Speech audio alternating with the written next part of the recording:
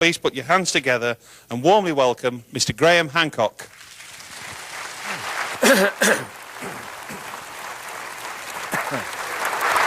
Thank you, Graham.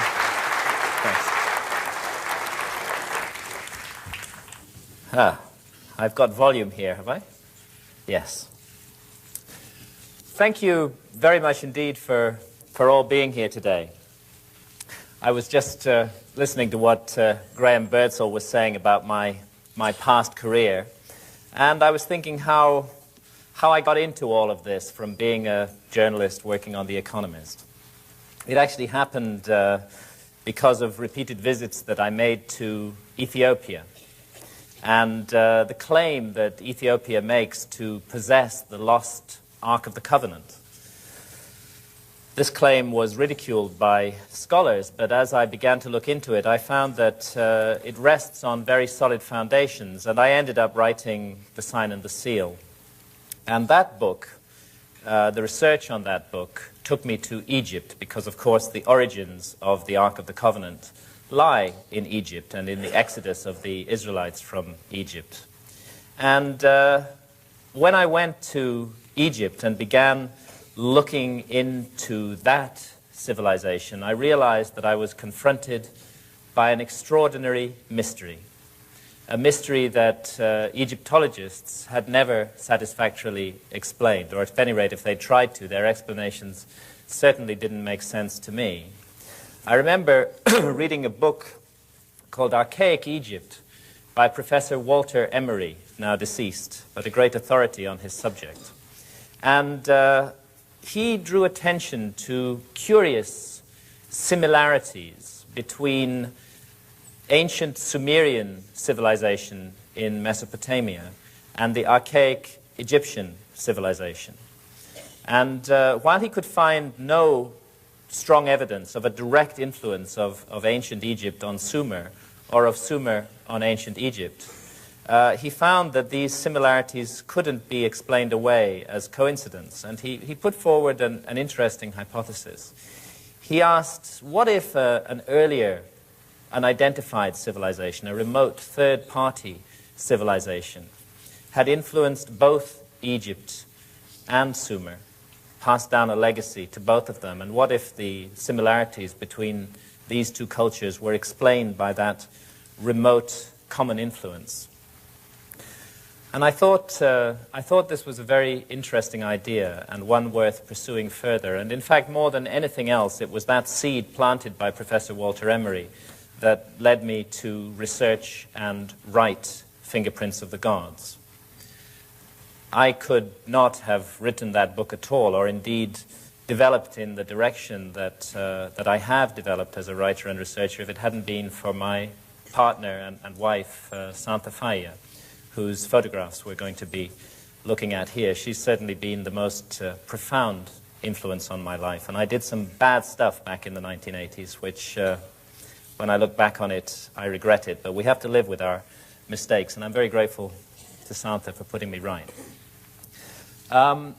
Many other people also who I need to thank, and without whom Fingerprints could not have been written. Researchers, people working in the field of the mystery of the origins of civilization over the last 100 years or so, going back as far as Ignatius Donnelly, who wrote Atlantis, the Antediluvian World in the 1880s. More recently, Professor Giorgio de Santillana of the Massachusetts Institute of Technology, he's now also deceased, did wonderful work on the astronomical content of ancient myths, the amazing discovery that in some of the oldest myths relating to global cataclysms that have come down to us from remote prehistory, that in those myths is found detailed astronomical information relating to the phenomenon that I'll be discussing a little bit during this talk, known as precession of the equinoxes.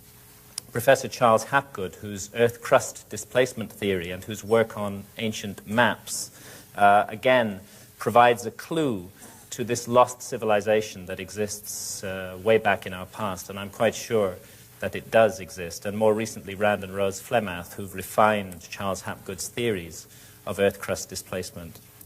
And John Anthony West, a great man who spent 20 years trying to draw the attention of Egyptologists to the erosional features of the Great Sphinx and the implications of that erosion. And of course, my friend and colleague Robert Boval, with whom I have co-authored the new book, Keeper of Genesis. Robert's astronomical work on the Orion correlation between the pyramids and the three stars of Orion's belt is, in my view, the single most important breakthrough in this field, which has enabled the pyramids, mute for 4,500 years, to speak again and to speak in a comprehensible manner.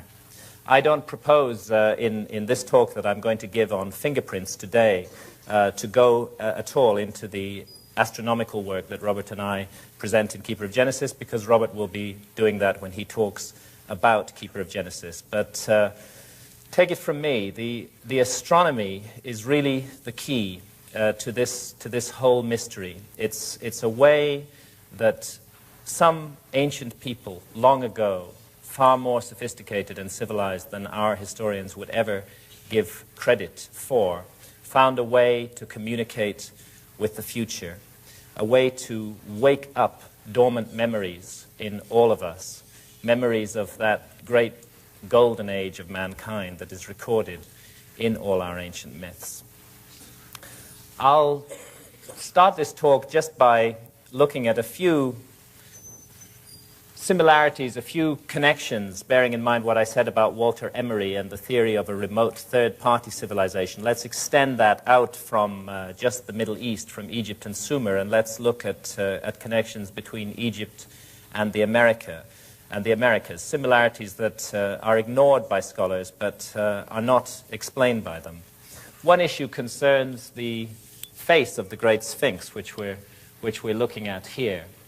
Robert and I are of the view, along with many of our colleagues, that the head of the Sphinx was recarved by the dynastic Egyptians, that the monument is many thousands of years older than the beginning of historic Egyptian civilization, and that it was probably originally lion-headed as well as lion-bodied, and that heavily eroded, millennially ancient leonine head was recarved into the face of a god by the early pharaohs of Egypt, perhaps at around 2500 BC, when Egyptologists think that the monument was actually created. What I want to draw attention to here is just a small point.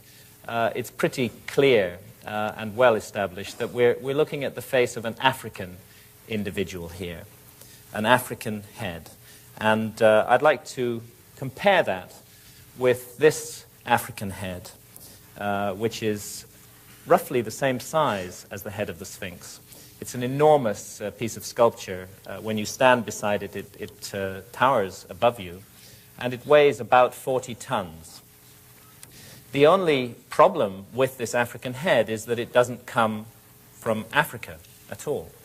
It comes from the Gulf of Mexico, and indeed was disinterred from the oldest archaeological strata in the Gulf of Mexico, in which it had been deliberately buried at around 13 or 1400 BC.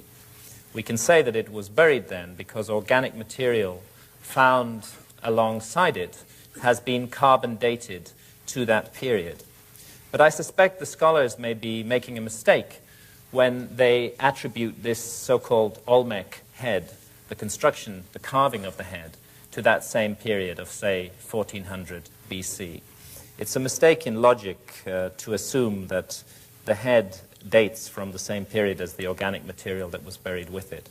It's equally possible that it could have been a vastly ancient heirloom, a venerated treasure that was passed down over thousands of years until the time when this mysterious Olmec civilization, the supposed mother culture of Central America, also venerated it and buried it.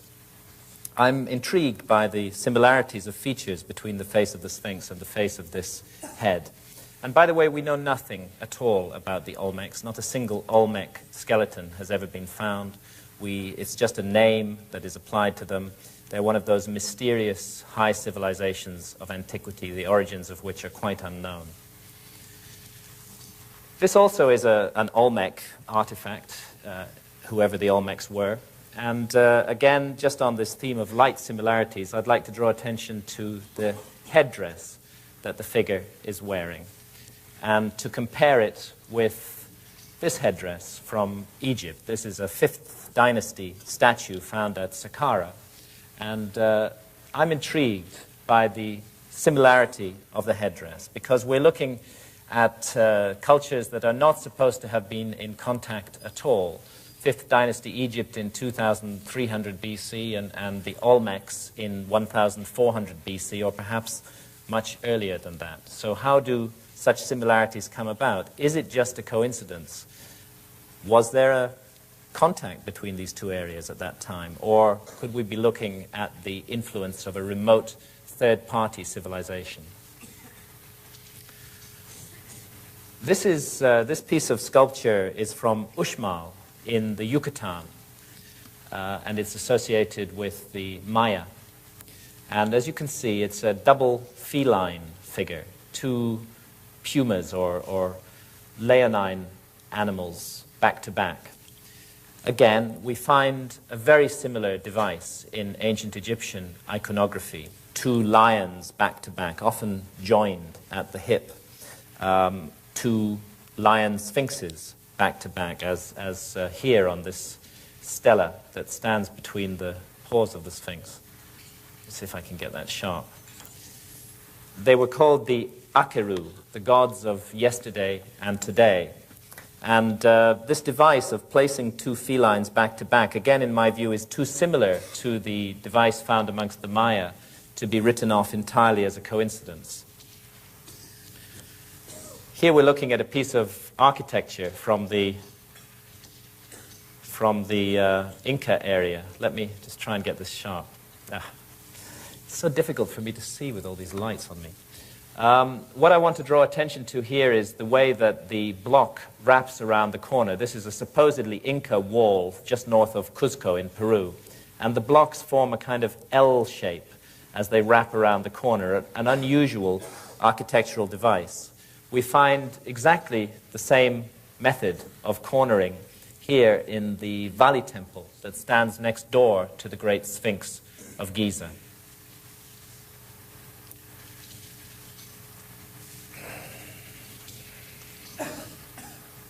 Excuse me, I'll get the hang of this in a minute. A method of joining two blocks of stone together. This photograph was taken at Tiwanaku in Bolivia, in the high Andes. And Tiwanaku is a very mysterious city, and I'll be touching on it in a few moments. What I want to draw attention to here is this imprint of a metal bar, which once joined these two huge blocks of stone together. Of course, the metal bar has long since been removed, vandalized, melted down. But this particular form of architecture is not found anywhere else in the Americas. But it is found in Egypt. We find it at Philae, at Elephantine, and also here at Dendera in Upper Egypt. The same method of joining stone blocks together. And here we're on the island of Suriqui in Bolivia, on Lake Titicaca, looking at a traditional method of boat design. It's one of the few places on Lake Titicaca where these boats are still built, these reed boats with high, curving prows. And according to local tradition, the design of these boats was brought to the Andes by the gods, by the Viracochas, as they were called, gods who were remembered as being tall and pale-skinned and bearded, who'd come from across the sea to South America in a time of turmoil and darkness after a great catastrophe, and who had brought with them this kind of boat design and many, many other skills, advanced skills of civilization. I'd like to compare this high-prowed boat with this design from ancient Egypt, the so-called solar boat of Khufu, which was found buried beside the Great Pyramid of Egypt, off the southern face. It's much bigger than the boats on the Andes, but the design is eerily similar. And this design has been studied by marine experts, and what they've concluded is rather interesting.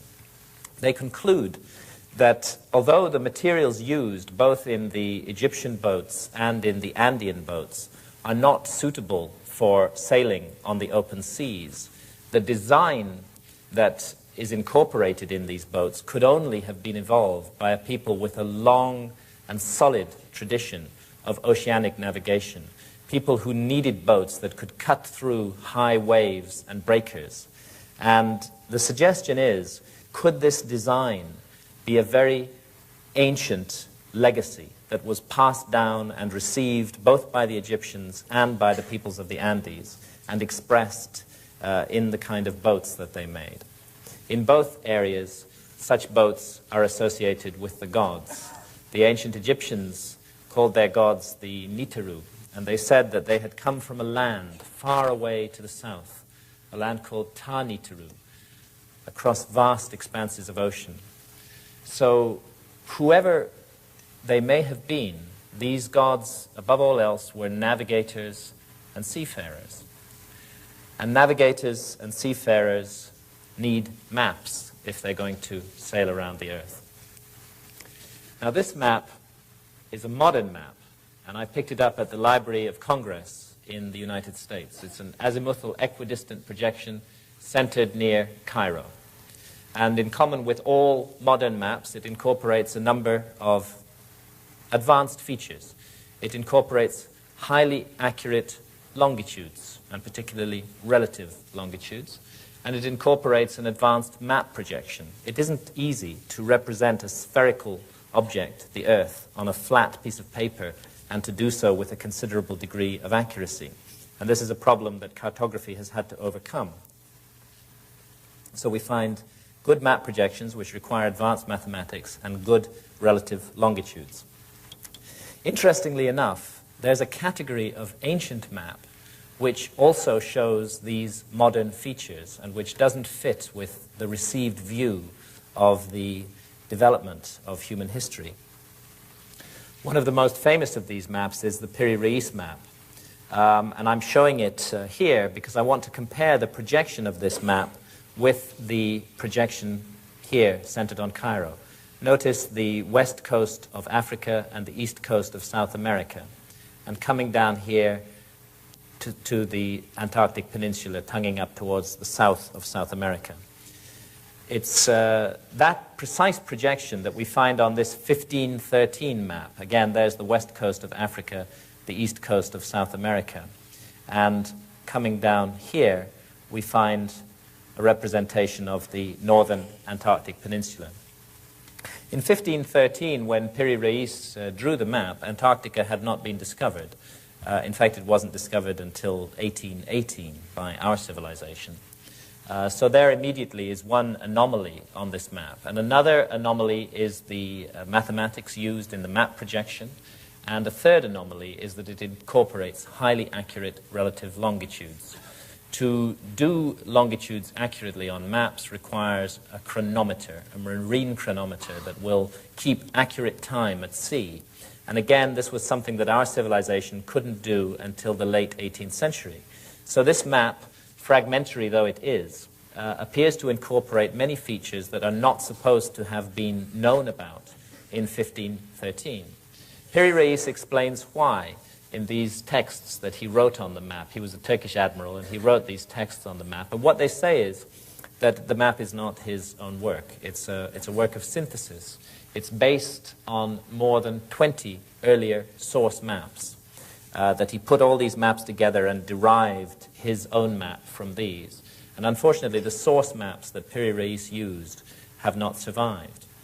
Is it possible that the advanced features of this map originate in those lost source maps, which Piri Reis told us went back in some cases to before the time of Christ and had come from the long-lost library of Alexandria in Egypt?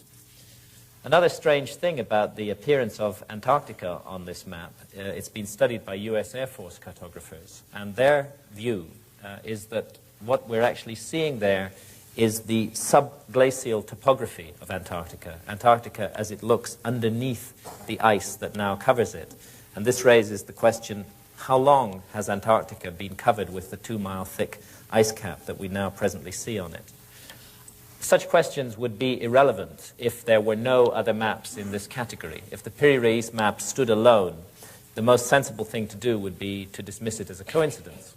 But it doesn't stand alone. There's hundreds of other maps that incorporate this same information at a time when our civilization had not yet acquired that information. This is the Mercator map. Mercator is rather famous for his Mercator projection that still dominates most atlases today. It's a 16th century map, and it shows Antarctica 300 years before Antarctica was discovered.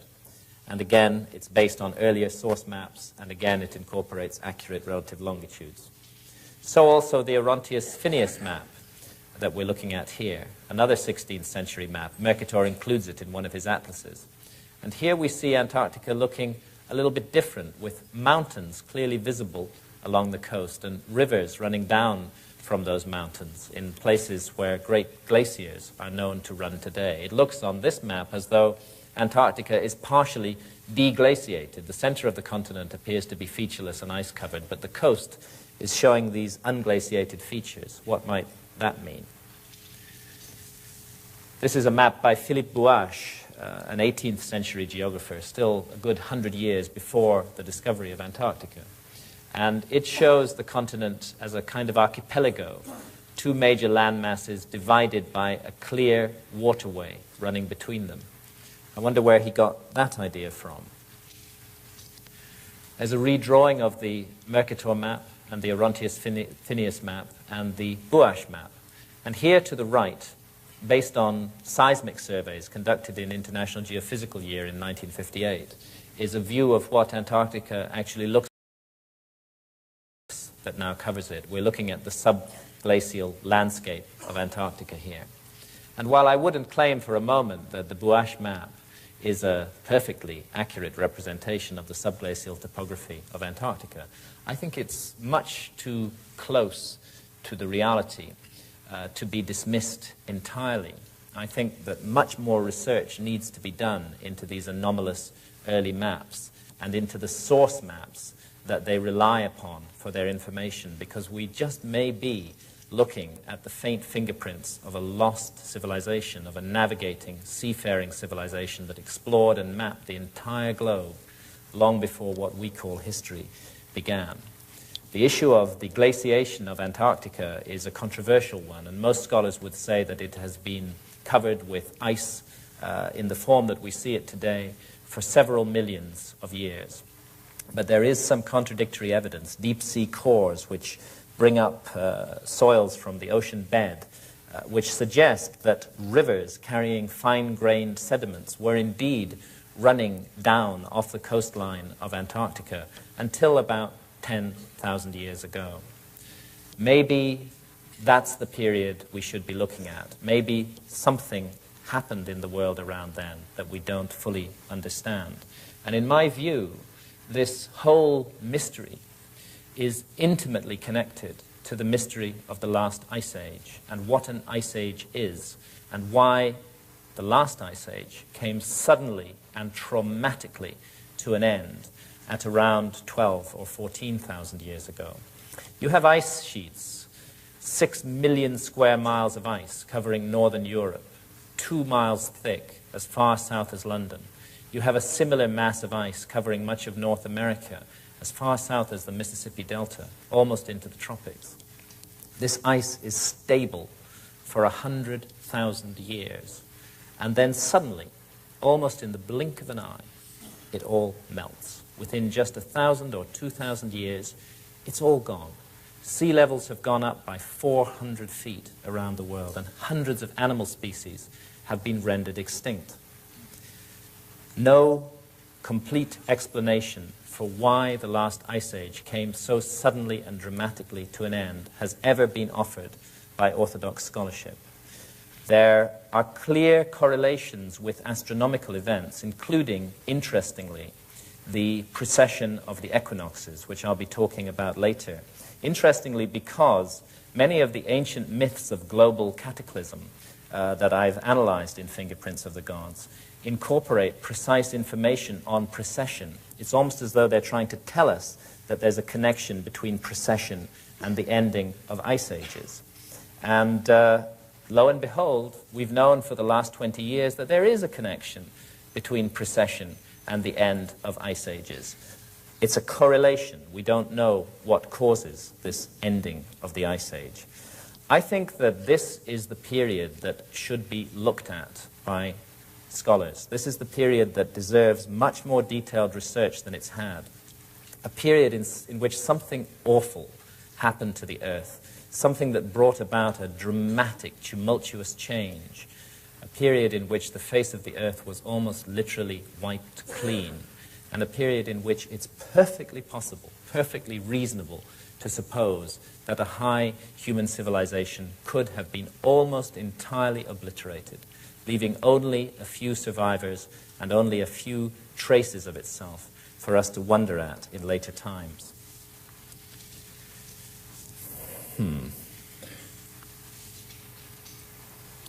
Well, there is the Earth, and that's the extended north pole of the Earth, pointing at the star Polaris in the constellation of Ursa Minori. Let me focus this a bit.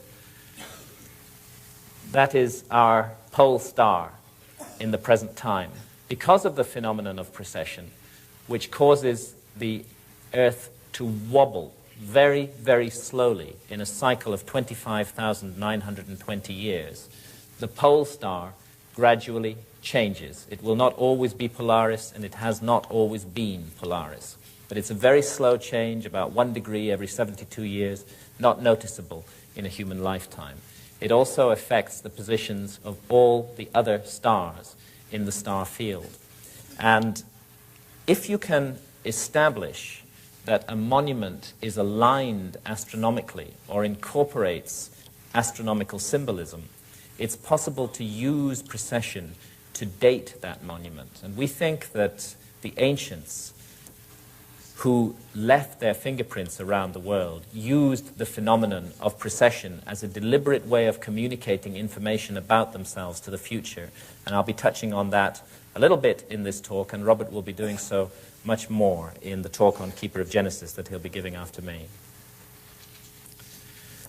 This site, Machu Picchu in Peru, is an extraordinary piece of landscape gardening on a gigantic scale. It's dated by Orthodox archaeology to around 500 years ago. It's possible that it's much older than that. I won't go into the details here, but astronomers have studied the alignments of some of the features of Machu Picchu, and they've concluded that these were laid out thousands and thousands of years earlier than the Orthodox dating of the site. Another aspect that many of these sites have, in addition to intriguing astronomical alignments, is the use of enormous blocks of stone. We're looking here at a wall in a place called Sacsayhuaman near Cuzco, and the stone that I'm standing beside has been calculated to weigh 361 tons. In layman's terms, that's 500 Ford Sierra motor cars. It really beggars belief that this kind of work could have been done by a primitive people, to put together massive blocks of stone weighing hundreds of tons each, to align them to the stars and to join them together in these curious jigsaw puzzle formations requires amazing engineering and architectural skills. And I think that our historians and scholars tend to gloss over the implications of this much too easily. All around the world there are monuments like these, undateable by any objective technique, because you can't, as I said earlier, carbon date stone, which bear the fingerprints of a high technology in remote antiquity, or if not a high technology, at any rate a technology that we do not properly understand today. This is the Altiplano in Bolivia, in the high Andes, and I'm showing this photograph really to indicate how sparsely populated the Altiplano is, how few people live there at an altitude of more than 12,000 feet above sea level. It's not the kind of terrain that can support a large population. Crops are grown, but they come out of the ground stunted and the yield is extremely low. As a result, very few people live on the Altiplano today. And there's a mystery in that and a problem in that, and it's to do with the city of Tiwanaku, which stands on the Altiplano at an altitude of 12,500 feet above sea level. Here's a bit of Tiwanaku.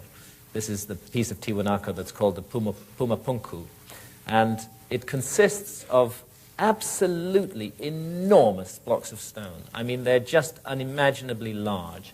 This piece has been calculated to weigh 400 tons. And I can't understand, I just don't see it within orthodox historical explanation, how at this altitude above sea level, 12,500 feet, where you cannot grow crops to support a large population who could haul those stones into place, and I don't know if 400-ton blocks could be hauled into place by anybody, how this could have been done at that altitude and in that location, and why it was done. I think that the city of Tiwanaku is one of the most mysterious sites in the world. In a way, it's the New World equivalent of Giza. It's a site about which there are far more questions than answers, and a site about which the dating needs to be seriously re-examined. The dating of Tiwanaku by Orthodox archaeologists has for a long time been set at around 500 AD, just about 1,500 years ago. Although more recently, there are some archaeologists working in the area who have daringly sought to push that date back, and there are a few who've stuck their neck out and said that Tiwanaku may go back as far as 2000 BC. The difference of opinion amongst the scholars in itself shows how little we know about this site. The conventional view that dates it to 500 AD is based on the classical study by Professor Max Ewell, who's always cited as the great authority on Tiwanaku. I was surprised to discover that his influential book on Tiwanaku had been written without him ever having found the need to actually visit the site himself. Another scholar also worked on the site, Professor Arthur Poznański from La Paz University, and he not only visited Tiwanaku, he lived there. He lived there for the best part of 50 years, and he took very careful measurements of every aspect of the site. And he studied in particular the astronomical alignments of the site. We're looking at one of the Tiwanaku structures, the Kalasasea here, photographed in the afternoon with the sun setting towards the west. There's another astronomical phenomenon that can be used for dating monuments, and it's called the obliquity of the ecliptic. The Earth has a tilt. The axis of the Earth is tilted, and this tilt, although not many of us know it, changes very slowly like that. It nods in space in a slow cycle of about 41,000 years. And the effect of the changing obliquity is to cause the sunrise, the position of sunrise at either of the solstices, the longest and shortest days of the year, to change very slowly along the horizon. And if you can establish that certain structures were aligned to a solstitial rising of the sun by a people who normally were extremely accurate in what they did, and if that alignment is out, it's suggestive of an older date for the site. Poznański, to howls of derision from his fellow scholars, pointed out that the solstitial alignments of certain monuments in Tiwanaku were out. And when he calculated the time when those alignments would have been perfectly exact, he came to around 12,000 years ago.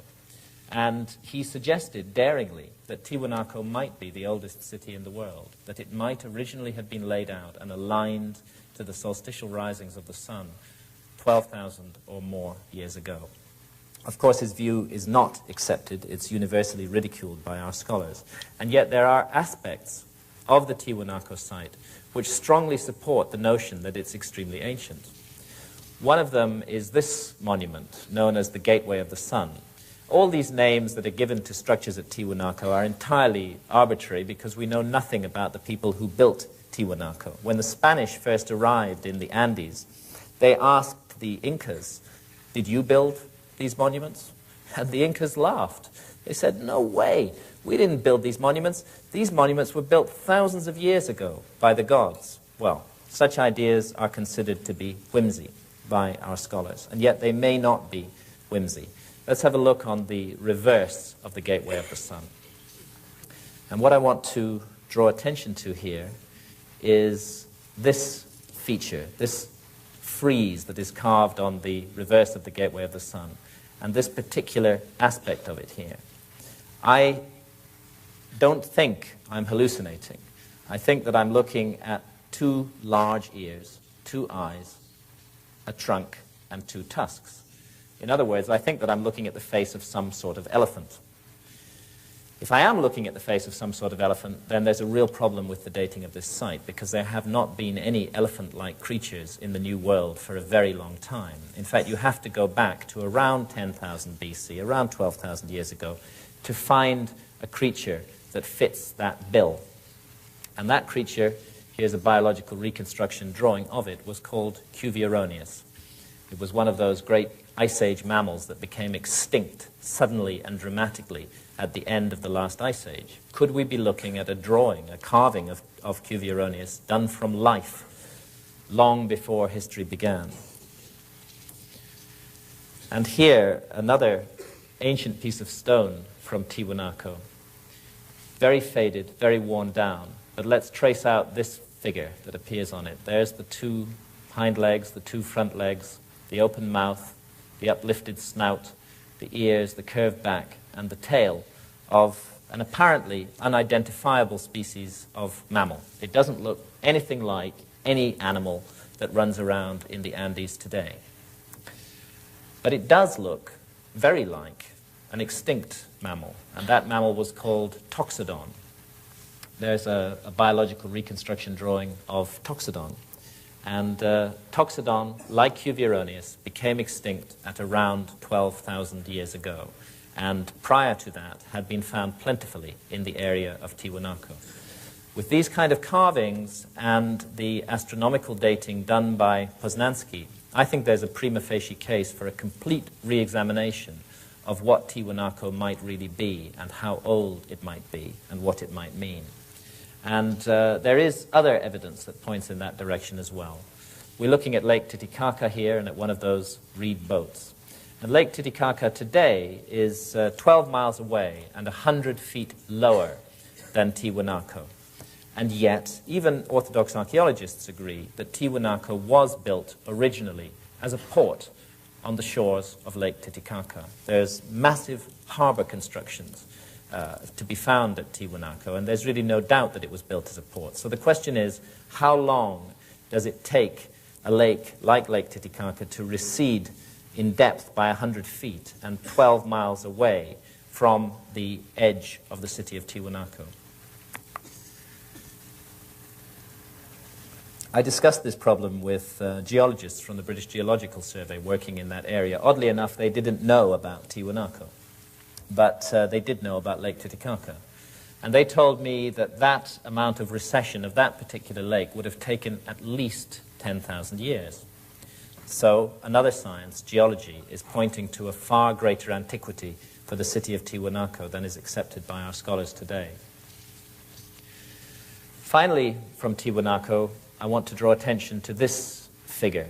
It's assumed to be, and it probably is, an image of that legendary god, Viracocha, who came with his demigods, the Viracochas, to South America long, long ago, who's remembered in all those myths. Again, it's a very worn piece of stone, but the goatee beard of this figure, this rather extravagant goatee beard, is quite easy to make out. That's how Viracocha is described in all the legends, a tall, pale-skinned, bearded figure. And his description does not fit in any way the description of the indigenous inhabitants of that region. Indeed, the description of these Viracochas and the memory of them was so strongly held in South America that when the Spanish under Pizarro arrived to loot and rape and destroy the culture of South America, to wipe clean the memory banks of mankind in South America, to our loss, I may add, they were not initially opposed. It was assumed that they were the Viracochas returning, and because the Viracochas had been remembered as good people, bringers of civilization, it was mistakenly assumed that these European pirates were also good people. Well, we know now that they were not, and that they've cost us dear in what they did in South America, leaving us only fragmentary evidence to go by. Precisely the same problem occurred in Central America, in Mexico. There was also a memory of a tall, pale-skinned, bearded god. He was called Quetzalcoatl. He too had come from across the sea in a time of darkness, in a boat that moved by itself without paddles. He too was remembered as a civilization bringer and associated with the ending of a great flood. And in South America, in Central America, as in South America, the Spanish, in that case under Cortés, were again initially welcomed because they were assumed to be Quetzalcoatl and his demigods returning. This memory of pale, bearded figures who do not look like Central American Indians is reflected in many stone carvings that are found in the earliest archaeological strata of Central America. I'll just show you a few of those bearded faces. Here from Monte Alban, and here a bearded figure with obviously not Central American Indian features from the Olmec area along the Gulf of Mexico. This figure would be dated at least to 1300 BC and may, on the same reasoning as those Olmec heads, be much older than that. The slide has not dropped there, but never mind. There's another bearded figure, again from Monte Alban. And it's in precisely these same ancient archaeological strata that we find these African heads. The presence of African individuals in the oldest strata in Central America and of bearded Caucasian-looking figures in the oldest strata of Central America, and the fact that they're together in the same strata cannot be explained by the orthodox theory of history, which has Europeans and Africans arriving in Central America at the time of Columbus and not before. This figure is from Chichen Itza in the Yucatan. It's a god called Shakmul, and it's associated with the grisly rites of sacrifice that were practiced throughout much of Central America. The plate that Shakmul is holding across his belly was for the reception of freshly butchered human hearts, and the sacrificial victim would have approached this gruesome figure up a set of stairs here, would have been marched round behind him, placed on an altar in back there, and ritually murdered. I could never come to terms with this memory of human sacrifice in Central America. It seemed so out of accord with the many beautiful and serene aspects of Central American culture. I tried to look into it and to find out why it was that people like the Aztecs were so savage in the sacrifices they conducted. And the Aztecs would routinely sacrifice up to 80,000 people every year. They believed that they were a chosen tribe, that they had a divine mission, and that that mission was to prevent the end of the world. They believed that there had been 4 previous epochs of the earth that they called the 4 previous suns, and that the last one, 4 Atl, had been brought to an end by a tremendous earth-destroying deluge. And they believed that we live in the 5th sun, or 5th epoch of the earth, and that somehow through a strange, distorted reasoning, they felt that by offering up human blood and hearts to the sun, they might prevent, or at any rate postpone, this prophesied ending of the world in which we live. The practice of human sacrifice in Central America was known as pachi, and pachi means to open the mouth. A high priest and 4 assistants participated in the ritual. A hard physical blow, of course, was struck to the body of the sacrificial victim, and it was believed that at the moment of death, his soul would rise directly to the heavens and become a star in the sky. Oddly enough, in ancient Egypt, Egypt of the pharaohs, there was also a ceremony called the opening of the mouth. It was part of the funerary rituals of the pharaoh, and it was conducted after his death, after his body had been mummified. A high priest and 4 assistants participated. A hard physical blow was struck to the mummified body of the pharaoh. And after the completion of the opening of the mouth ceremony, it was believed that the soul of the pharaoh would rise directly to the heavens and become a star in the sky. Are we looking at just another amazing coincidence here? Or is it possible that an explanation for these eerie similarities can be found in the notion of a remote, third-party, ancestral civilization which influenced both Egypt and its ideas and Central America and its ideas, which passed down a common legacy to both places, a legacy that was perhaps used very differently in both of those places, but which still retained down through thousands of years certain common features, particularly this notion of the opening of the mouth and the stellar destiny of the soul. The Maya who built this monument, this is the pyramid of Quetzalcoatl, or Kukulkan as he was known in the Yucatan at Chichen Itza, were an astonishing civilization, and perhaps their greatest achievement, or it's thought until recently to have been their achievement, was their calendar system, the Mayan calendar. But we know now that the Olmecs, those mysterious predecessors of the Maya, used precisely the same calendar. So it's clear that the Maya inherited it from the Olmecs. And is it possible that the Olmecs inherited it from an even earlier and higher civilization, long lost to history? This is a calendar that incorporates a more accurate length of the solar year that we use in our Gregorian calendar today. It's based on precise and extremely careful, long-term astronomical observations of the heavens. Observations that focused, amongst other things, on the synodic return of the planet Venus and measured that extremely precisely. It's the work of master astronomers. It's this calendar, the Olmec or Mayan calendar, which most thoroughly enshrines the notion of recurrent destructions of the earth, that we live in great cycles, and that each cycle will sooner or later come to an end and end the world in which we live.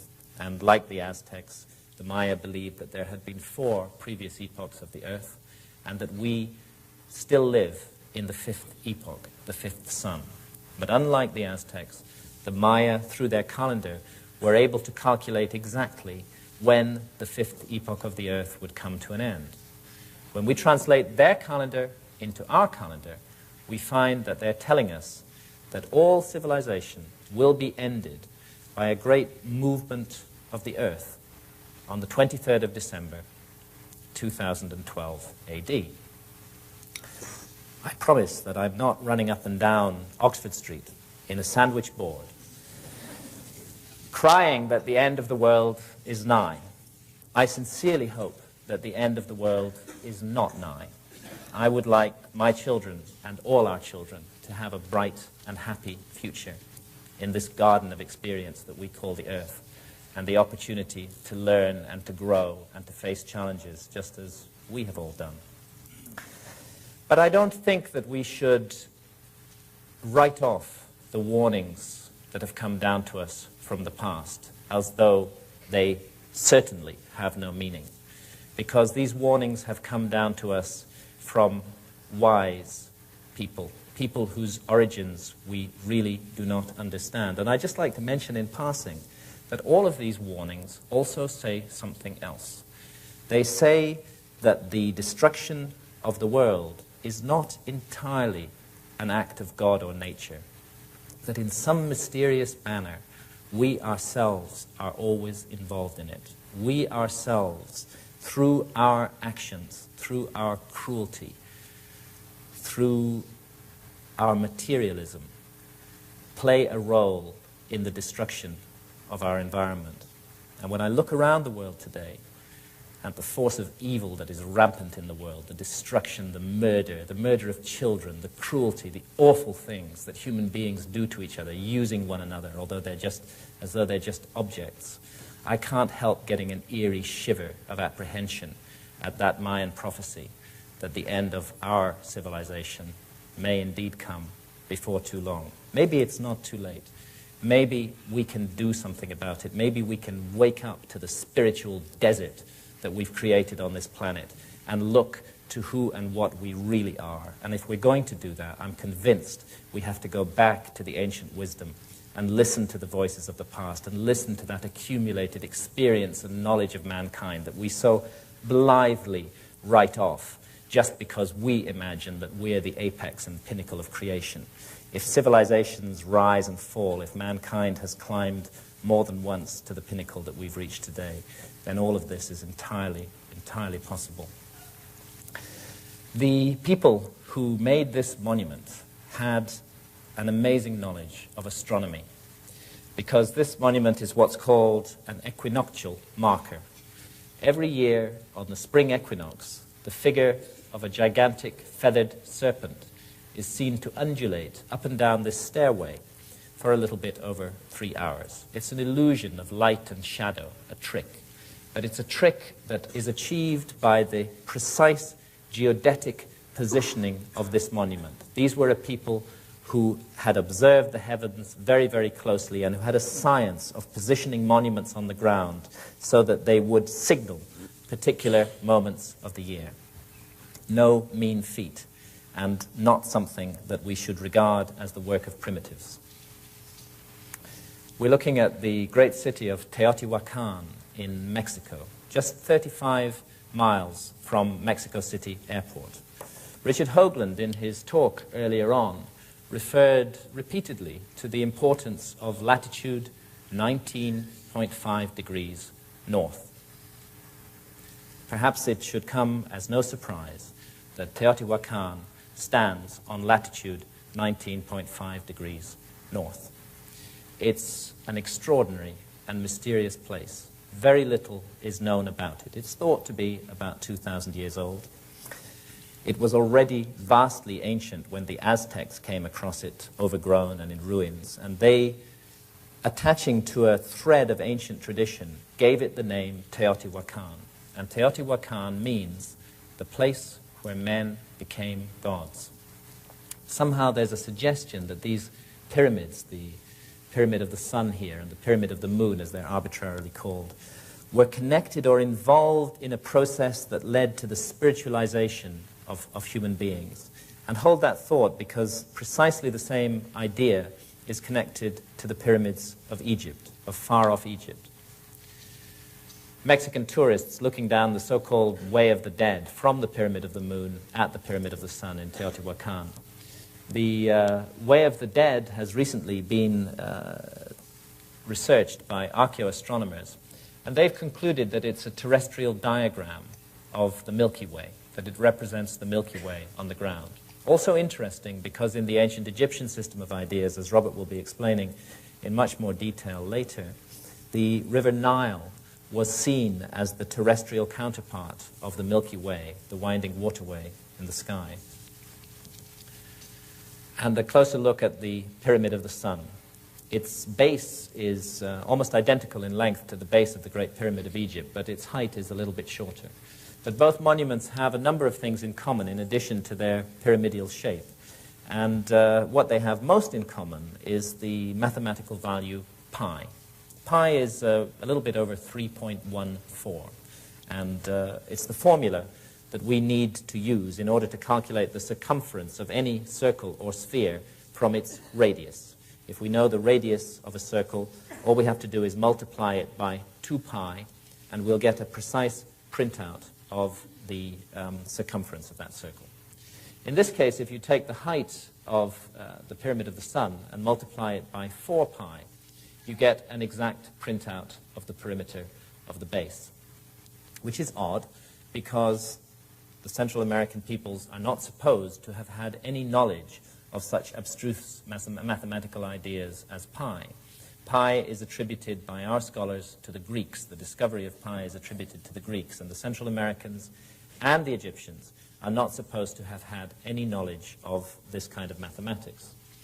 Yet we find pi incorporated with great precision into the dimensions of the Great Pyramid of Egypt. the last surviving wonder of the ancient world, which is at least 4,500 years old, perhaps older, and which long predates any Greek civilization.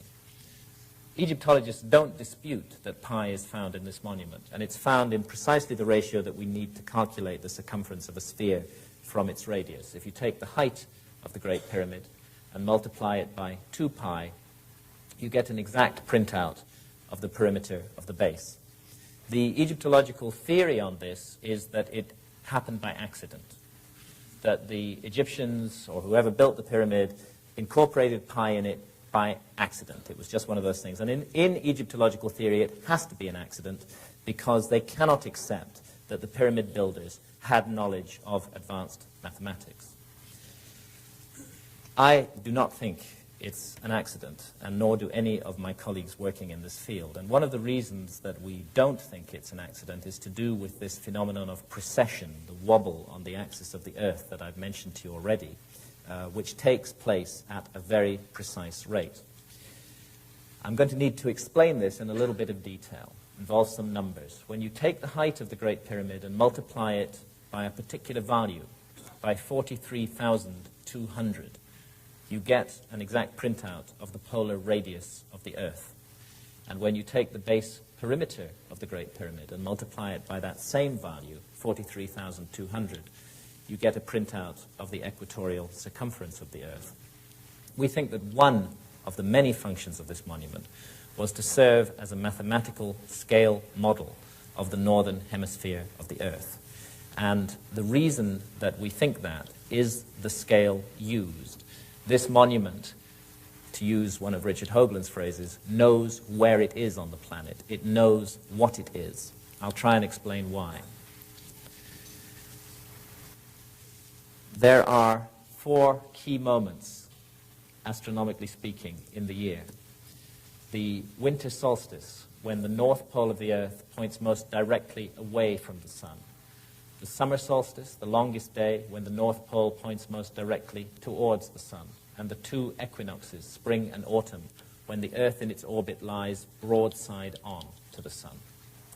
It's an accident of the cosmos that in the plane of the Earth's orbit around the sun, which astronomers call the ecliptic, but of course at a vast distance away in space, are distributed 12 famous constellations. These are the 12 constellations of the zodiac. And because of this phenomenon of precession, the background constellation against which the sun is seen to rise at dawn on the spring equinox very slowly changes. The Earth reaches this broadside-on moment to the sun slightly earlier in its orbit each year. It's a difference of 1 degree every 72 years. The effect of this is that the ruling astronomical sign, the ruling constellation of the zodiac, which houses the sun on the spring equinox, very slowly changes. And it takes 2,160 years exactly for the sun to pass entirely through one sign of the zodiac. That's what the old song about living in the dawning of the age of Aquarius is to do with. Aquarius will soon be housing the sun on the spring equinox as a result of the phenomenon of precession.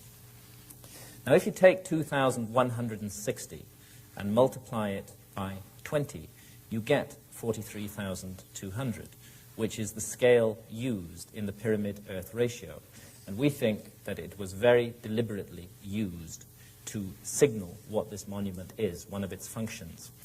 They wanted to build a monument that was very massive and that no reversion to barbarism could destroy, and which was a mathematical scale model of the northern hemisphere of the Earth.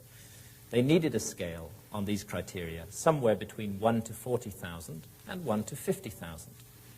And they chose 1 to 43,200 because it's a significant scale, because their mathematical model of the Earth was keyed in to the Earth itself by the scale used, keyed in to the characteristic signature of the Earth, the rate of precession of its axis, 43,200 being connected mathematically to the rate of precession.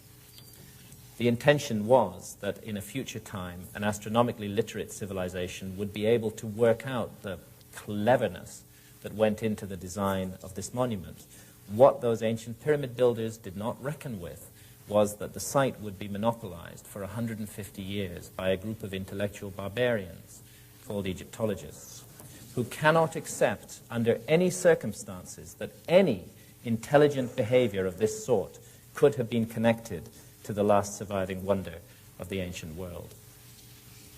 I'm standing on top of the Great Pyramid here, and that means I'm standing on latitude 30.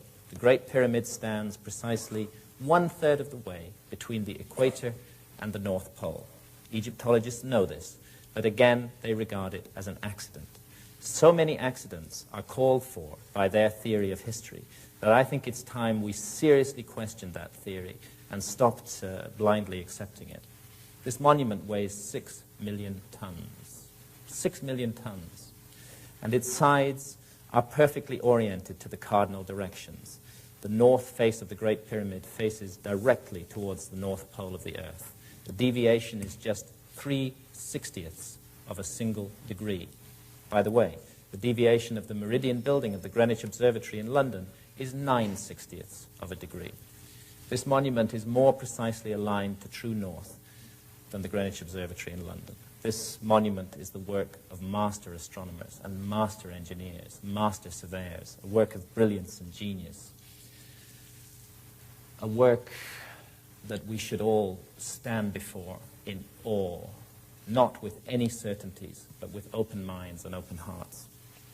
Above all else, Giza is a sacred place. It's a place of mystery and magic, a place that works on the imagination, a place that generates questions to those who do approach it with humility and with an open mind. We're looking at a cross-section of the Great Pyramid here along its meridian axis, north to south. And as you can see, it's plentifully equipped with shafts and chambers and galleries and narrow corridors. All of these features are engineering marvels. To create this kind of internal structure in a monument on that scale is an unbelievably difficult task. Let's take a quick tour around the Great Pyramid. We'll start by going down the descending corridor, and then I'll take you to the Queen's Chamber and the Grand Gallery, and finally the King's Chamber. But before I do so, I just want to mention a little bit about these 4 shafts here. The southern shaft of the so-called Queen's Chamber was found in 1993 to have a little door at the end of it. The shaft is 8 inches wide and 8 inches high, and it was explored with a high-tech robot camera in 1993. And as soon as that door was discovered, the research into the shaft was stopped in a most sinister and extraordinary manner. And at the end of our presentations, Robert and I will be presenting to you the latest information for what is happening concerning that door, and also concerning a chamber beneath the Great Sphinx of Egypt. And very disturbing things indeed are happening at Giza today, and we want to tell you about this, but we'll come to that later. Let's take a quick run around the Great Pyramid now. We'll start by going down the descending corridor. The descending corridor is perfectly straight. In fact, it doesn't vary by more than 1/4 of an inch from perfectly straight along its entire 350-foot length. It's 3 feet 5 inches high and 3 feet 5 inches wide. And at the bottom of it, we find the subterranean chamber, so-called. Now, Egyptologists have a theory about this chamber, and everything is theory where the Great Pyramid is concerned, because the monument is uninscribed. There's nothing really in it which tells us what the chambers are for. It's all theory. The Egyptological theory about this subterranean chamber is based on its unfinished appearance, these fins of rock that we find at the western end, and the generally rough look of it. What they want us to believe is that after quarrying out more than 2,000 tons of rock from that perfectly straight descending corridor and painstakingly removing them from the bedrock under the Great Pyramid, and having finally got down here more than 100 feet below the base of the Great Pyramid, and having started to carve out this chamber from the bedrock, those whimsical ancient Egyptians at the last minute just changed their minds and decided to go no further, because the Egyptological theory is that this was originally intended to be the burial chamber of Khufu, the pharaoh who they think the pyramid was built for. So those Ancient Egyptian builders, after doing all that incredibly precise work, well, they just changed their minds and they decided to stick the body of the pharaoh somewhere else in the Great Pyramid. Actually, the body of the pharaoh has never been found in the Great Pyramid. The Great Pyramid was found to be completely empty when it was first opened by the Arabs in the 9th century. And we think that this unfinished burial chamber routine is a load of bollocks. I mean, it's just absolute nonsense. These people knew exactly what they were doing. Everything they did had a purpose. You stand down in the subterranean chamber, you can hear somebody sing in the king's chamber, 250 feet above you, through all that mass of solid rock. The acoustic effects of this monument are extraordinary. And one thing that our friend John Anthony West has suggested, and I think it's a damn sight better theory than the theory of the Egyptologists, is that what they were actually doing with this chamber was tuning the pyramid, that they were tuning its acoustic effects. And when they had extracted precisely the right amount of rock from under the pyramid to hit precisely the right note that they wanted, that's when they stopped. That's why it looks unfinished. It's not unfinished at all. It was fulfilling a plan, a function. And everything about this site is planned, as Robert will be explaining in more detail when he comes to discuss our book, Keeper of Genesis. This is the so-called Queen's Chamber. We have to use these phrases, so-called, because all these attributions are arbitrary in this anonymous monument. And there, in the southern wall of the Queen's Chamber, that dark patch is the opening to the southern shaft. And it was into that dark place that that little robot camera was inserted in 1993, and after a journey of 200 feet, reached that mysterious door that we'll be talking about later. From the Queen's Chamber, we find ourselves in the Grand Gallery. It's 153 feet long and 28 feet high. It's a corbel vault. Each layer of stone is laid a little bit closer to the center line than the layer underneath it. And it bears around it millions of tons of pyramid. Remember, this is a monument that's at least 4,500 years old. I'm sure quite a few people in this room have been inside it and have walked up that Grand Gallery. It can be a little claustrophobic, but one thing you're sure of, when you're in there, you're safe. It's not like modern jerry building, where buildings fall down after 30 years. This is a work of architectural grandeur on an amazing scale, of architectural brilliance. To create a monument on this size and scale with a wonderful gallery in the heart of it like this, in the middle of an earthquake zone. There was a very bad earthquake there in 1992. It didn't touch the Great Pyramid at all. It caused massive disasters in Cairo, but the pyramids were unhurt by it. So again, we're looking at the work of geniuses when we look at architecture like this. Come to the top of the Grand Gallery, and you find yourself in the so-called King's Chamber, where Egyptologists assume, on no evidence, that the body of Khufu, that 4th dynasty pharaoh, was buried. We have to allow this chamber to speak for itself, and the way that it speaks is through the language of mathematics. It's a perfect 2-by-1 rectangle, for example. It's 34 feet 4 inches in length and 17 feet 2 inches in width. The half diagonal of the floor is equivalent exactly to the height of the chamber. So it's a sort of mathematical symphony in solid stone. And the stone used, by the way, is granite, which is interesting, because there is no granite in the area of the Giza pyramids. The pyramid, main body of the pyramid, is made of local limestone, but the granite came from far away. The nearest granite is 500 miles to the south, and this pink granite came from Aswan in Upper Egypt. There are precisely 100 blocks making up the wall of the king's chamber, and some of those blocks weigh as much as 70 tons each, brought 500 miles from the south and then raised to 150 feet above the ground, supposedly by technological primitives. Does it make sense? I don't think it makes sense. Again, we're looking at a work of genius here. Now then, there I am in the supposed sarcophagus of Khufu. I mean no irreverence to Khufu, but I don't think he was ever buried in this supposed sarcophagus. I don't think it's a sarcophagus at all.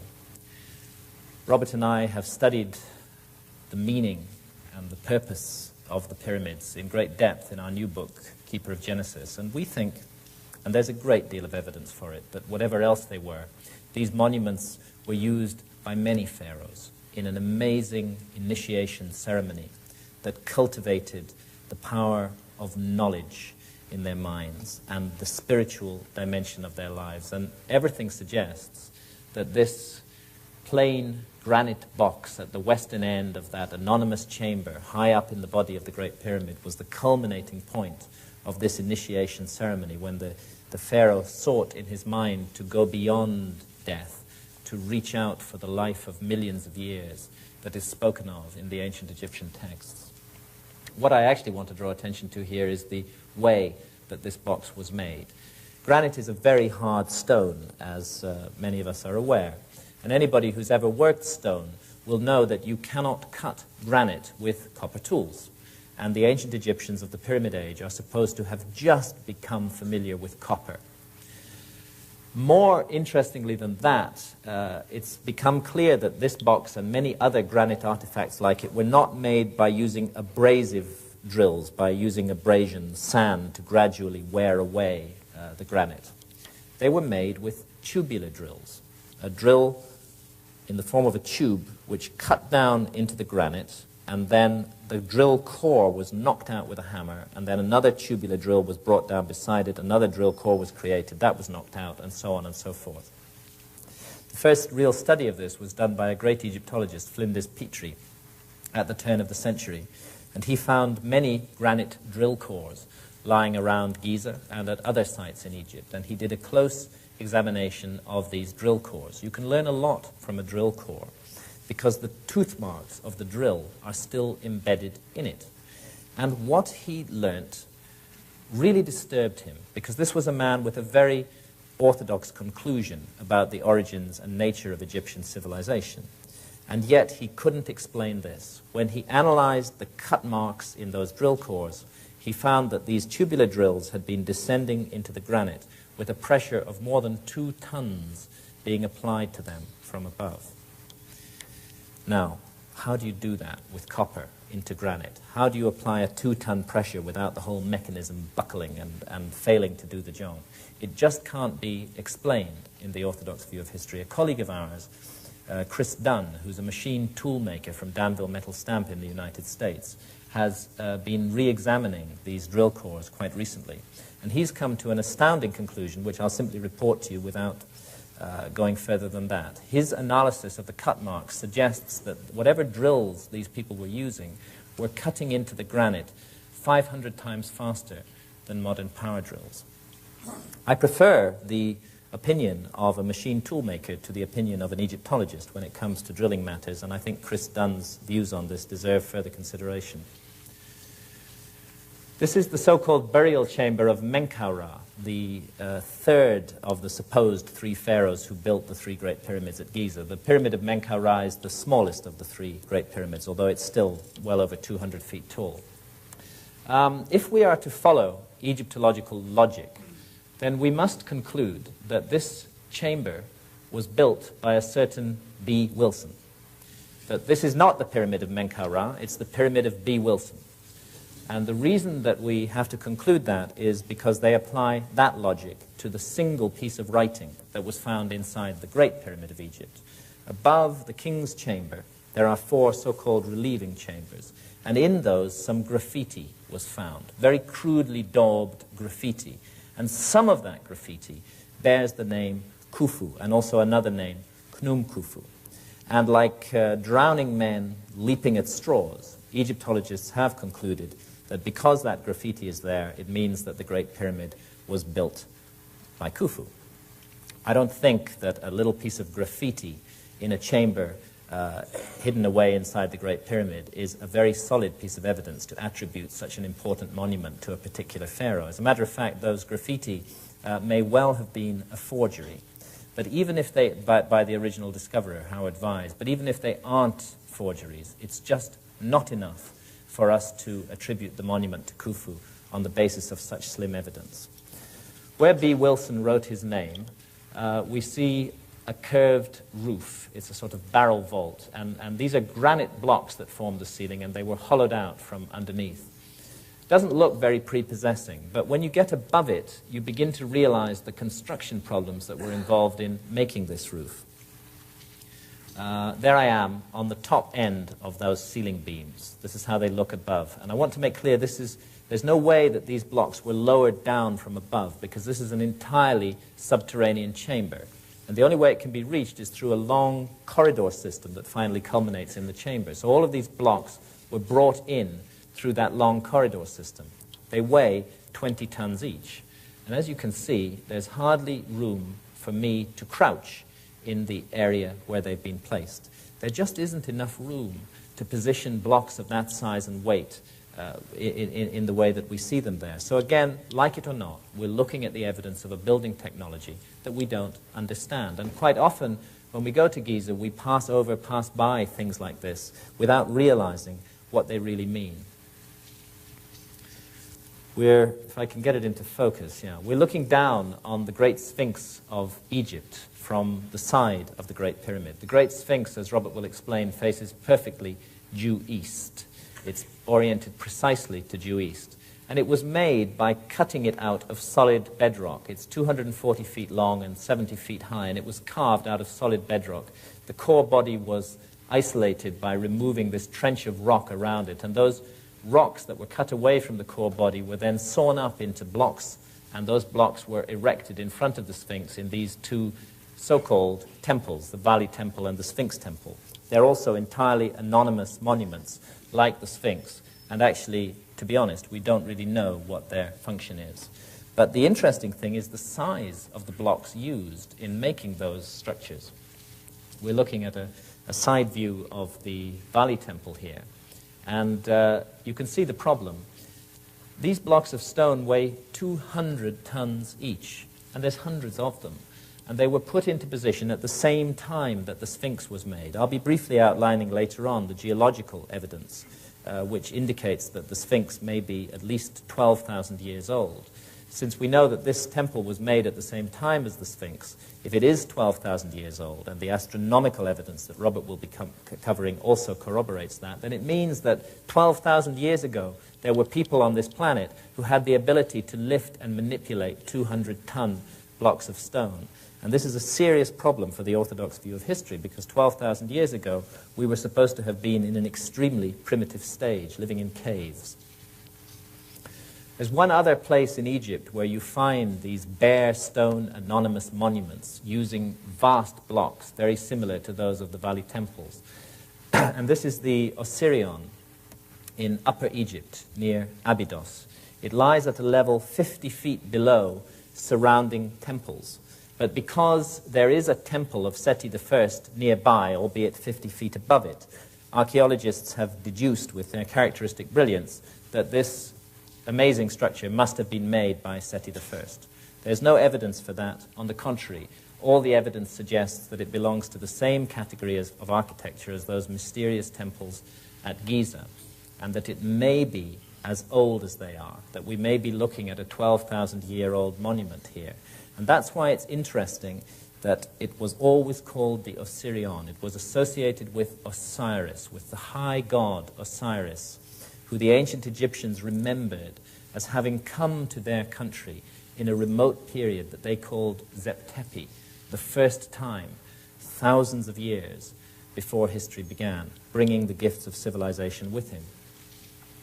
There are many images of Osiris in Egypt. Here's one that's actually carved in that Seti I temple that I just talked about. And as you can see, he's a conspicuously bearded figure.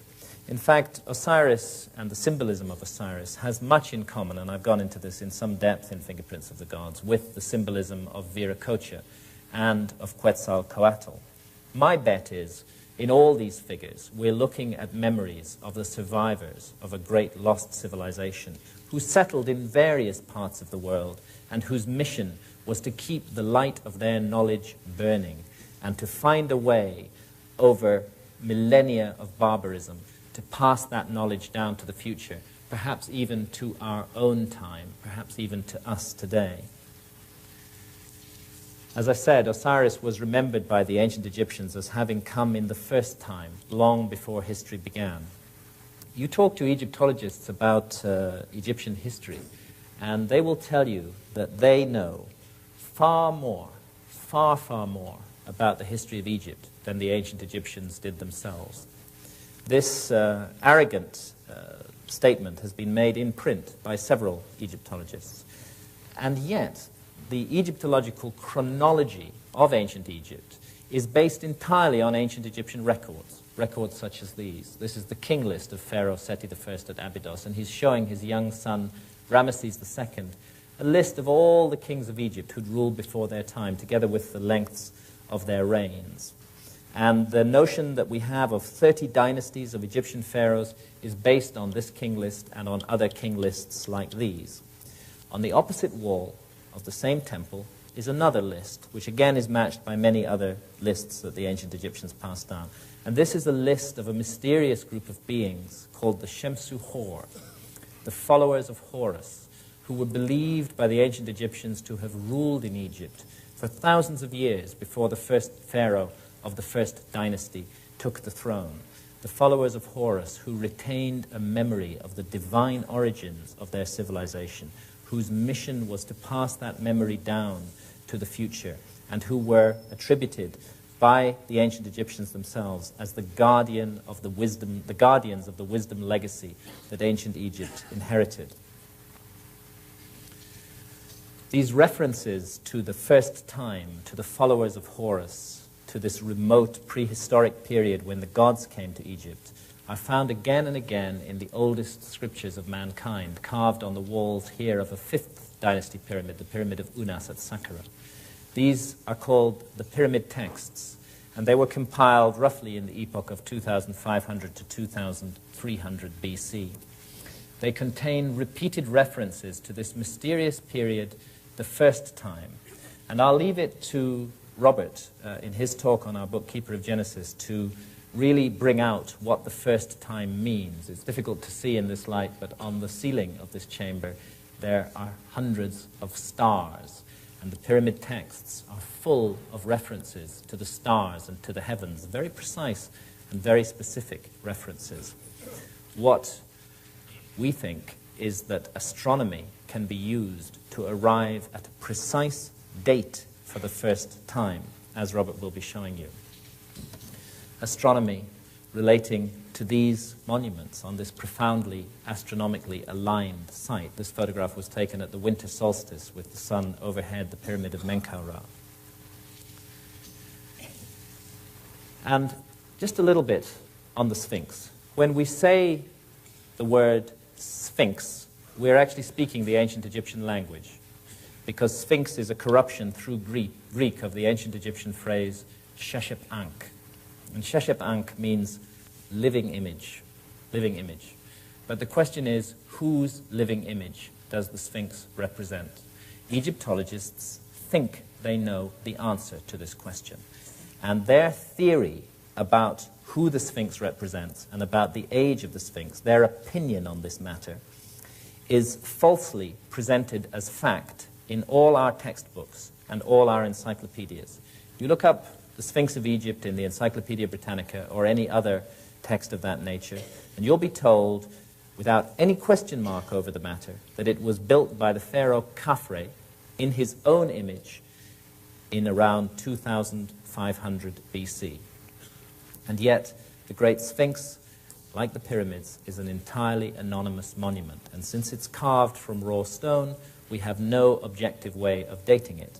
What we're dealing with that attribution to Khafre is purely and simply Egyptological opinion.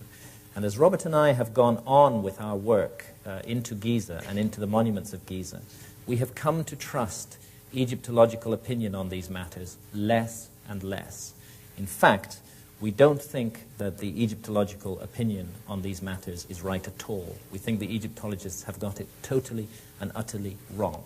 Perhaps you agree with us, perhaps you don't. But one thing is for sure. It's very bad scholarship that the opinion of scholars should be presented as fact when it isn't fact. Let's see what the Egyptological opinion about the identification of the Sphinx really rests on. One thing it rests on is the face of the Sphinx. Egyptologists tell us that this anonymous monument looks like Khafre. And they say that because there are a few statues of Khafre that have survived which actually have Khafre's name on them. And so they compare the face of the Sphinx with the face of a known statue of Khafre, like this one, which is in the Cairo Museum. And they tell us that the two faces are identical. Well, we don't see it that way. We don't think that the two faces look similar at all. We think they look very different. But don't take our word for it. And don't take the word of Egyptologists for it. The person who really is an authority on faces is somebody like a police forensic artist, somebody who's made a lifetime study of the similarities and differences between faces. And back in the early 1990s, colleagues of ours, led by John Anthony West, brought a police forensic artist to Giza, Lieutenant Frank Domingo of the New York Police Department, with 20 years on the force. And he did a very careful point-by-point identikit comparison of the face of the Sphinx and the face of Khafre. And here are some of his drawings. What he concluded is that he just couldn't understand why Egyptologists were under the impression that the Sphinx looked like Khafre. He saw no resemblance between the two faces at all, and when he compared key angles of the faces, he concluded, he swore an affidavit to this effect, that whoever the Great Sphinx's face represents, it certainly does not represent the face of Khafre. The angles of the face are completely different, and he, in fact, concluded that the Great Sphinx represented an individual of an entirely different race from Khafre. Okay, so that dismisses the facial similarity view that Egyptologists wish to foist on us. What else do they base their attribution of the Sphinx to Khafre on? They tell us that there are certain texts around Giza which say that the Sphinx was built by Khafre. Let's look briefly into this issue. Let's start with a text that was found at Giza which says very definitely that the Sphinx was not built by Khafre. This is the so-called inventory stela, which stands neglected in a corner of the Cairo Museum today. According to Egyptologists, the inventory stela is a work of fiction. It's an ancient Egyptian novel, which we have to ignore. And why do we have to ignore it? The reason we have to ignore it is because it doesn't fit their theory. The inventory stela tells us that the Sphinx was already standing and already remotely ancient when Khufu, the predecessor of Khafre, came to the throne. And if the inventory stela is correct, then the Egyptologists must be wrong, and Khafre could not have built the Sphinx. But, say the Egyptologists, the inventory stela doesn't date from the same period as the Sphinx, and this is true.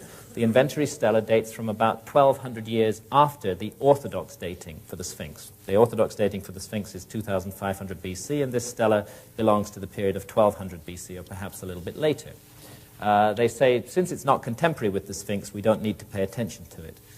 But yet, with that amazing double standard for which Egyptologists are the world leaders, they base their attribution of the Sphinx to Khafre on another piece of text, which also is not contemporary with the Sphinx, and in which, in fact, dates from the same period as the inventory stela. They base the attribution of the Sphinx to Khafre on this stela, which is called the Dream Stela, and it was put up by Pharaoh Thutmose IV to commemorate a restoration campaign that he undertook on the Sphinx.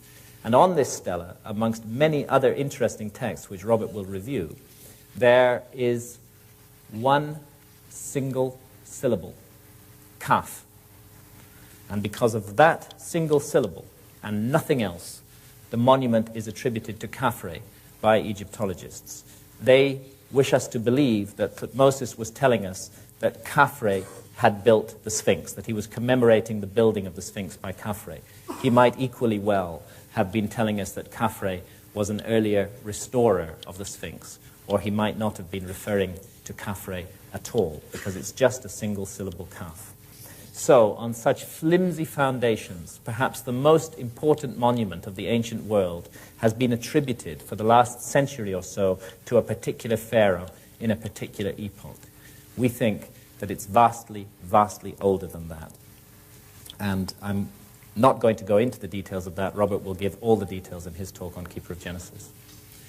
But what I will briefly mention is the geology. Between 1991 and 1993, the Sphinx was studied by Professor Robert Schoch of Boston University, a leading geologist and one of the world's recognized specialists in the weathering of limestone. And he was brought to the site by our colleague John Anthony West, who had noticed these curious erosional features on the side of the Sphinx, and particularly prominently on the trench of bedrock out of which the Sphinx is cut, which obviously was made at the same time as the Sphinx. This undulating profile, this scalloped undulating profile, and these vertical fissures that run down through the rock could not have been caused by sand erosion, and they could not have been caused by wind erosion. They could only have been caused by one thing, and that is exposure to a very, very, very long period of heavy rainfall. And Professor Robert Schoch has put his reputation on the line, and he's subsequently been endorsed in this matter by hundreds of fellow geologists and opposed by very few, when he says that what we're looking at on the Sphinx, these, by the way, are later restoration blocks, what we're looking at on the Sphinx and on the surrounding trench is classic precipitation-induced weathering. The problem is that in 2500 BC, when the Sphinx is supposed to have been built, Egypt was as bone dry as it is today. The climate conditions did not exist then, and they have not existed since, to cause this kind of weathering around the Sphinx. The last time that sufficient rains fell in the eastern Sahara to have caused such weathering, when the Sahara Desert was still green, was around the end of the last ice age, focusing us back again towards that period, that mysterious period when the ice age came suddenly to an end around 12,000 years ago. Sooner or later, as you go around the world, as I did, looking at these sites, at the myths, at the monuments, at the memories that have been passed down, at the fingerprints of what becomes more and more real as a great lost civilization, you have to begin to ask yourself, if I'm finding the fingerprints, where is the body? Where is the rest of this civilization? Why do we find so little? And I'm convinced that the answer to this question lies in the cataclysm that brought the last ice age to an end. And as I said earlier, the ending of the last ice age is an enormous geological mystery, and we do not really understand what brought it to an end. But when you have millions of square miles of 2-mile thick ice melting in just a couple of thousand years, you are by definition looking at a cataclysm. We live on a planet that revolves around a star. In fact, the Earth is revolving around the Sun at 66,600 miles per hour, which means that we've traveled well over 70,000 miles tonight while I've been talking. If you stand on the equator of the Earth, you're spinning with the rotation of the Earth at 1,000 miles per hour. And our planet is subjected to the gravitational pull of the Moon that circles around it, and of neighboring planets in the solar system, and of the Sun itself. With all this massive rotational centrifugal activity, once you become conscious of it, you begin to realize how fragile our environment may really be. And back in the 1950s, a radical theory was proposed to explain the end of the last ice age by Professor Charles Hapgood in the United States. And Hapgood's theory of Earth crust displacement was endorsed fully at the time as to its physics by Albert Einstein. The theory has never been accepted by orthodox geologists, and I'm not sure if it's right, but I think it's worth consideration. Broadly, what Hapgood and Einstein were arguing is that from time to time, the entire outer crust of the Earth can move, shift in one piece around the body of the Earth. And when this happens, land that is in cold parts of the planet, close to one or other of the poles, and thus naturally covered by ice, is moved cataclysmically into warmer parts of the planet, and thus naturally melts very, very rapidly. And at the same time, land that's in warm parts of the planet is shifted into colder parts of the planet. And as I said earlier on, the work on Earth crust displacement that Hapgood and Einstein did has subsequently been refined in a very interesting manner by Rand and Rose Flemath in Canada, whose book, When the Sky Fell, I would urge everybody to read, because it's the most detailed analysis of the Earth crust displacement theory. What this theory offers is an explanation for the sudden ending of the Ice Age. Broadly speaking, it happened, Einstein said, because of the asymmetrical distribution of ice around the poles, the massive buildup of ice at the poles, and all these spinning rotational forces. Sooner or later, a trigger moment is reached, and the precessional wobble of the Earth comes into it, which causes all that asymmetrically deposited ice, that massive weight of ice, to exert sufficient thrust on the crust of the Earth to set the whole crust in motion. And such an idea does explain how we lose a whole civilization, indeed how we lose a whole continent on which such a civilization might have grown up. Because according to the Earth crust displacement theory, the continent of Antarctica, which features in all those ancient maps, was not 17,000 years ago where it is today. Prior to the displacement of the crust, it was much further north, and the Antarctic Peninsula would have been entirely deglaciated and would have offered a comfortable environment for a high civilization to grow up. Then this shifting of the crust, which brings the so-called Ice Age to an end, moves Antarctica dead center onto the Antarctic Circle, and gradually the ice begins to build up over that continent, burying the remains, the body of that great lost civilization. As I say, I don't know if the Earth crust displacement theory is correct. All I do know is that something awful happened to the Earth at the end of the last Ice Age. Maybe it isn't Earth crust displacement. Maybe it's some kind of more radical pole flip which involves the whole Earth moving in space. Maybe it's something to do with our cosmic environment. Recent evidence has come out of a giant comet striking the Earth at around that period, at around the 10th millennium BC. And such a comet, scientists are now seriously arguing, may have been at the root of the worldwide traditions of deluge and disaster that I review in Fingerprints of the Gods. And, well, if we're not all busy exploring Australia from 599 pounds, many of us might have been aware that an enormous meteor recently whizzed by the Earth at a very close range. Such a meteor, were it to strike our planet, would have the capacity to set in motion a nuclear winter, to end civilization as we know it, to force us all to begin again, those of us who survived. The earliest surviving mention of the lost continent of Atlantis was passed down to us by the Greek philosopher Plato. And Plato got his information, he said in the Timaeus, from Solon, an earlier Greek philosopher. And Solon, in turn, and lawmaker, got his information from an Egyptian priest, a priest of Sais in the Delta. And what that priest said, referring to records going back more than 9,000 years before his time, was this. He said that our Earth is periodically visited by a gigantic cataclysm, and that every time this happens, mankind is forced to begin again like children, with no memory of what went before. And I suspect, I really do, that that's what we are. We're a species with amnesia.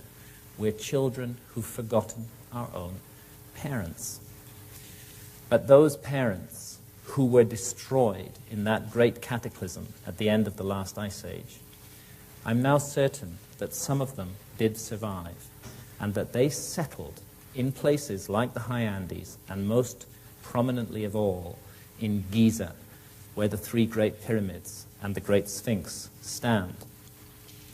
And they, Robert and I are now convinced, found a way to pass down the memory of who they were and of the special, wondrous knowledge that they had to the future. They found a way to wake us up again. They created a kind of alarm clock for the planet, a beacon that would draw people towards it, and at the right time, when conditions were right, would wake us up. And when I look around the world today, amidst all the turmoil and killing and disaster, I also see a sign of hope. I see a great awakening of consciousness amongst open-minded people everywhere.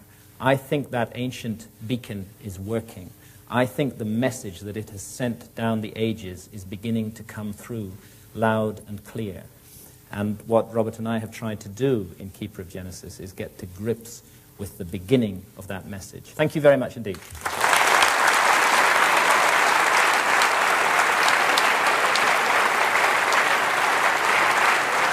Mr. Graham Hancock, ladies and gentlemen.